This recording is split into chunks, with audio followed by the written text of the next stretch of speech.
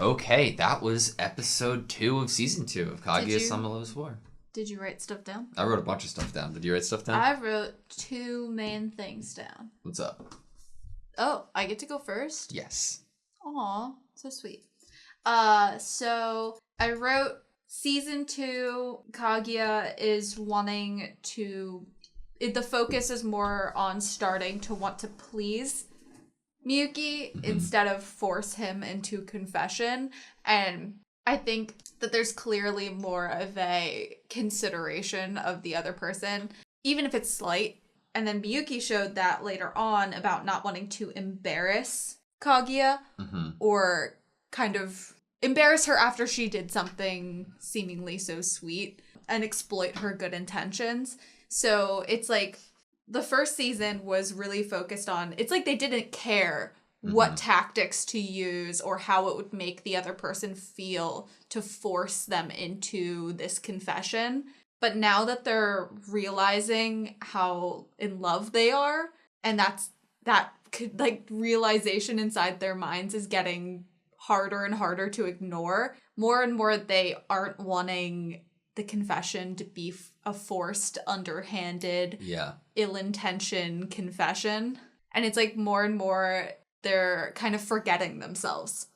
Like Kaguya's internal battle court case was a great example of how they're really starting to struggle with not necessarily wanting to solely focus on being the one on top and more focus on just kind of getting to be together and the compassion of it. Yeah, they have like it's like morality has been taken into consideration in this war. They are choosing not to use chemical weapons. You know, like they want the same result seemingly, but they want it by more specific means where it breeds a healthy, positive result. Yeah, like more a happy time and less why would you want a love confession that was drowned out by embarrassment and upset? That doesn't sound very nice. Yeah. Pleasing. And I'm very glad that they addressed it, though, through Miyuki's thoughts. Like, you could, like, he pictured how it was going to play out in that way. And I'm glad that I'm glad that it didn't go that route, but I thought it was really cool that they showed it. To go off what your point was initially, though, I wrote down something similar but slightly different in the fact that Kaguya, how I took it, was Kaguya was the one out of the two to forget the mission. Within the court scene, which was amazing, by the way, there was an instant that she had forgotten what her goal was and needed to be reminded that the goal was to get the confession from the president, you know? She was kind of, for lack of a better term, lost in the sauce. Like, she wanted, like, she was so caught up in, like, the emotion of it. Because, and it being his birthday and wanting to celebrate and wanting to make him happy and get him a present. As far as I'm concerned, like, at the moment, 75% of this story, if not like maybe a little less, is Kaguya. She's my main character right now, to me at least, because of like everything we've seen her go through and like what the last episode of season 1 really was too. That it makes more sense why she is the one who is like completely in this. Like she, throughout her like family hardships that we know and how she's doesn't really have many relationships with other people, like Miyuki is obviously very important to her, and I think like that rightly so has overtaken priority. I like a change of priority has happened, you know? I thought that was nice. And I feel like they use Kei to show more and more that change of priority in the fact that when you end up with someone, when you date someone, when you end up marrying them even, sometimes that their family really does become a family to you. And in a way, she wouldn't just be getting love and affection and the person to be with. She would also be getting more people, familial people who love and care for her and treat her well. Yeah. And I think that is also something that they show us that she desires in her interactions with Kei. Yeah. I thought it was a great episode, one of my favorites, because it wasn't like, there wasn't any like serious crazy thing that happened, but they still managed to put like real emotion and story into it. I think this episode all around was one of my favorite episodes in terms of quality. I thought the storyboarding of this episode was absolutely phenomenal. Like, I cannot express how amazing I thought the storyboarding was. It seemed like every single time that they wanted to use stills, it was like they thought about rule of thirds, they thought about framing, they thought about colors, they thought about, it was beautiful. I thought from an audio means, the first thing was like the court case with Kaguya. Like thematically, that was probably the highlight scene. Oh my god, yeah, definitely. This episode. I completely agree. Like it was thematically amazing storytelling. The best part for me was the voice acting. Mm-hmm. Like you could really tell the difference, like so clearly. And then a little bit of audio that really like stood out to me was let me see if I can find it. So just to give you an example, since you are also wearing headphones, let's see. Yeah, okay. Right when Kaguya is giving the gifts to Miyuki for his birthday, right after this exchange, it'll come up. Bong. Right there. Yeah, okay. And you can already hear her being by the door. In the left channel specifically, like the left headphone, like listen. You heard her voice there too after the door, right? It gives you a sense of space and environment that is so unnecessary in an anime, but it makes the scene and the show so much better for it. I feel like I'm in the room. Yeah, you know? It does make you feel like you're in the room. I thought that was great. They did a good job imagery-wise with not only obviously with context and with dialogue showing kind of the internal battle and how both Miyuki and Kaguya are somewhat changing their kind of priorities. But in the court case, Kaguya ends up being overwhelmed by flowers. Mm-hmm. And it takes me back to season 1 when they were asking if you could take flowers from a flower garden, from a field, how many would you take? And Miyuki said he would fill a whole truck full. And that's how much you love the person that you love. Mm-hmm. And it felt connected to me. Like she fell back an entire field of flower petals, being overwhelmed by the side of her that was just so focused on loving him. It's at the very end of that scene she falls back into it, and it just made me think of the connection to a first season imagery. That's a really good point. And also, I think this imagery is connected to the actual context of what's currently happening within her heart and her mind. I gotta say, I related to this episode, though. Yeah? Ben does not like presents or celebrating birthdays and Christmas and things of those natures.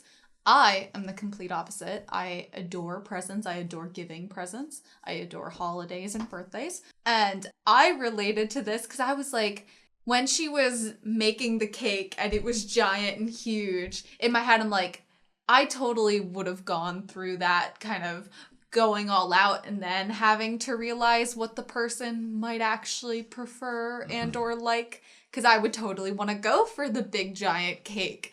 And then I loved that she chose just the slice and then leaving him alone to eat it. And I was like, if Ben and I were in this universe and we were not dating, that is how I would have done the same thing that Kaguya had done. Yes, you would have. I also would have sealed the closet with the giant cake in it. Maybe with a lock, even. I'm so happy that the surprise was there of the fan with the calligraphy. That was the best gift. You would have loved that as a present. Yeah, I mean, and thinking about who Kaguya is, what she comes from, and then who Miyuki is and what he comes from.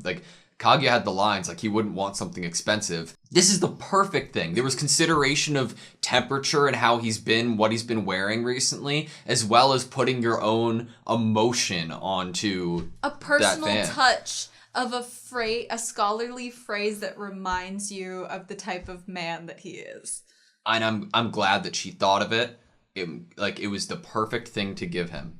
It felt more like it was from her than the cake, because technically she didn't really make the cake. Her chefs did. In the intro, we got her learning to cook. Yeah. So one thing I wanted to point out here that I thought was kind of cool, flipping back, in the court case, like we see one Kaguya having the hairstyle of her cold self from a year ago, right? And then the other one having the flower on her head, being the more like, oh my god, I'm like, my priority's the love, and then the other one's priority is obviously the game. At the end of this scene, though, when we get Kid Kaguya, which, again, perfect representation, right? Maybe not. Maybe I'm wrong. For an instant, though, we had Kaguya in the stand take form of Lovey Kaguya. Like, she had the flower in her hair after the flower petals attacked her, you know? Mm-hmm. And I really liked that. The whole, like, aura around Kaguya in this scene is really great. Where is it? I think I remember it. I just don't know exactly where it was. Yeah. It was for a frame, I think, but I liked it. Would father allow it? Yeah. That's a really good question. Would Kaguya's father...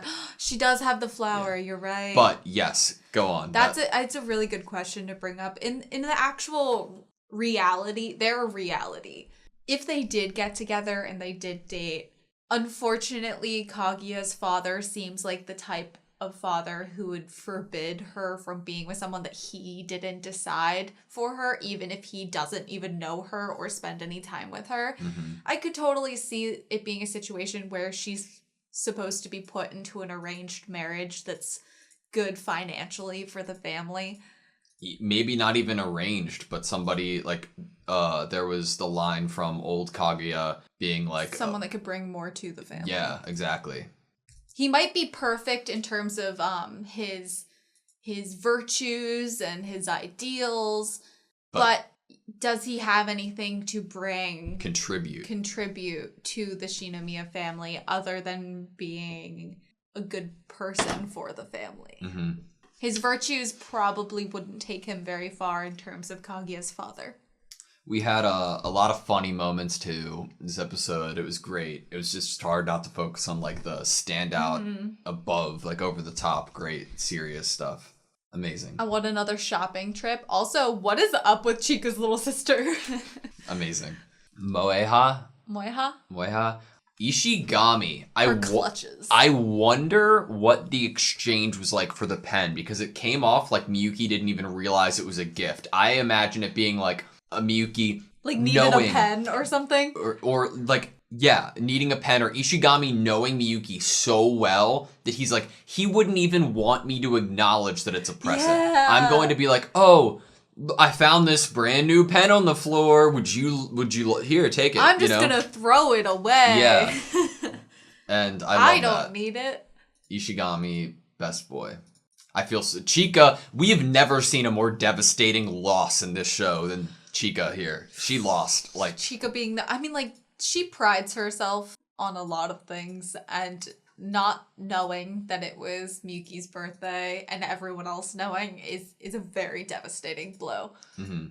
I love that most of these scenes, or like almost every episode, there's at least one scene where either Chika has to run out of the room or Ishigami runs out of the room. Yeah. Both of them get trampled on in this contest of confession. I absolutely loved the outro. Me too. It was really good. I'm excited to see this new character at some point, potentially. They have like these bands on, which makes me think of like disciplinary committee or something of that nature. I was thinking perhaps like the people who are going to be taking over, like that they trained. Yeah.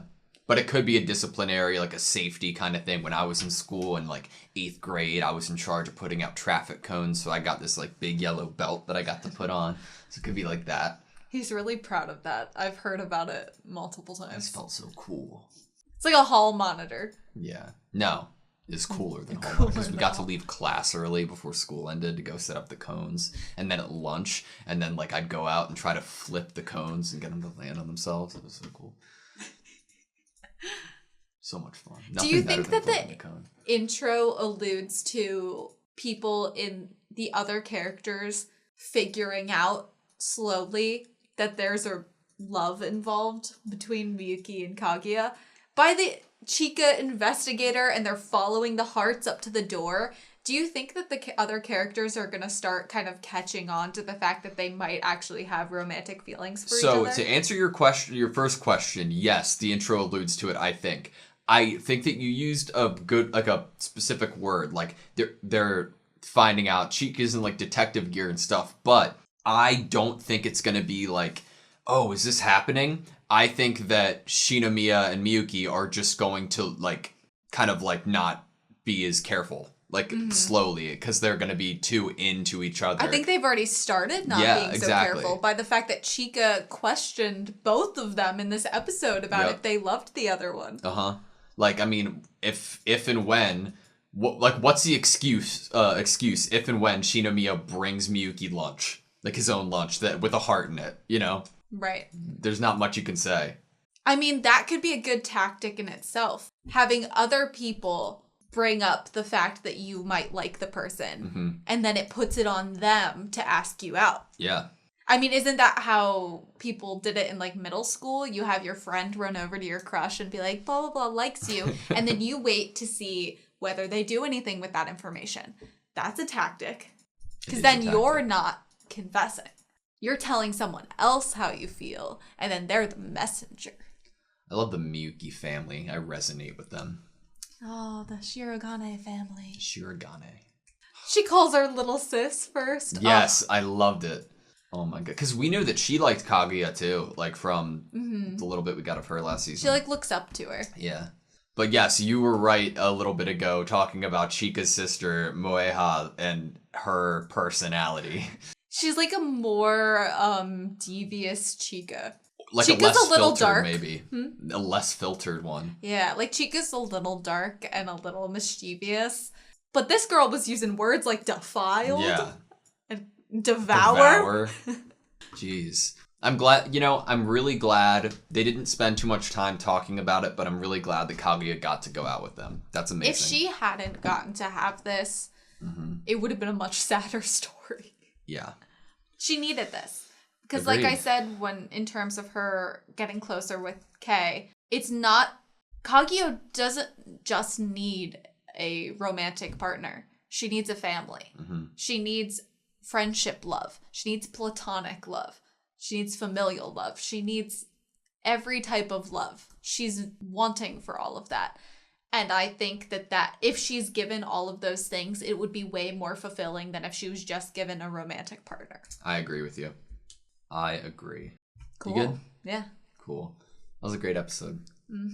Thank you guys so much for watching this video. Please like, comment, and subscribe, and we hope to see you next time.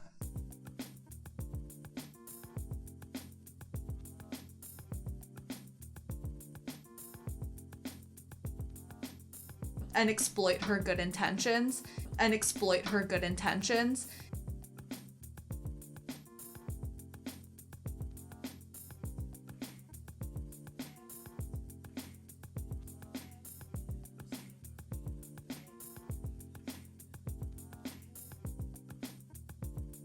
And exploit her good intentions.